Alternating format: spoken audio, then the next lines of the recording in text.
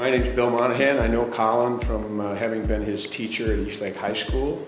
Teaching was a second career for me. I spent 22 years in the military, and when I retired, got into teaching, spent about 22 and a half years teaching. High school students, biology, AP biology, chemistry, some horticulture, environmental science, and a bioethics class. I had an advisory, which is a somewhat unique program to our high school. Colin was a student in my advisory as well. So I saw him just about every day for 3 years of high school. I would say those were probably some of the more impactful years because I heard it probably multiple times per day, was the mark of good character, which is to do the right thing when no one is looking.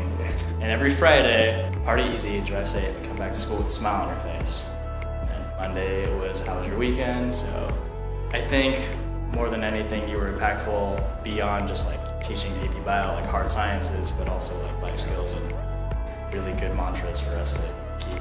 I think that I could see the benefits of making connections with students, and another old saying is, students don't care how much you know until they know how much you care.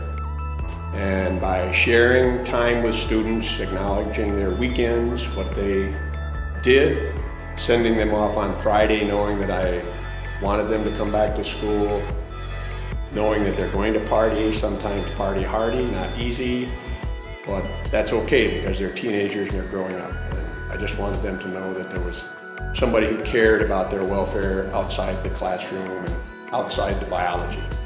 I had one student who came to school on Monday and said, "Mr. Monahan, I almost called you this weekend." I said, "Well, why didn't you call me?" He said, "I was able to get a ride with somebody else." But to me, he knew that he could call if he needed to, and he didn't feel embarrassed or ashamed or reticent at all about having to make that call. And that makes me feel good. I would have experiences where I know that my interactions with students in my classroom and in my advisory would make connections with other students who I didn't know. And they would frequently, students would stop me in the hall. "Mr. Monahan, do you teach chemistry?" "No, I don't this year, but I know some chemistry." "Well, would you be willing to help me?" "Well, sure, let's get over introductions first. What's your name, young lady?" A complete stranger, but she knew who I was and apparently felt comfortable asking for help. There was no intent on my part to have unsolicited students asking for help.